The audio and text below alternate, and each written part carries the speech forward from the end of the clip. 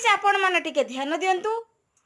मु यही कथा कहबाकू चाहूची जे वर्तमान दिन रे जो एक्सीडेंट होची ट्रेन एक्सीडेंट तादरे 50% लोक बंचुचंती 50% लोक मरी जाउचंती। कौन पाई कारण कौन ना जो लोक माने अहं प्रकृतिर लोक जो मानक मन रे कुचिंताधारा नारी मानक प्रति खराब चिंताधारा से माने ही कलबल होई छटपट होई मरती।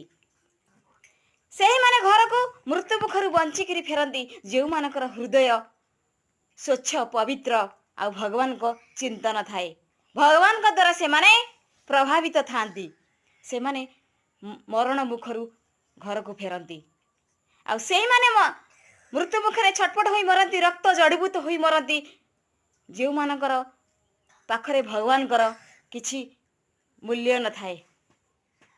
Be careful.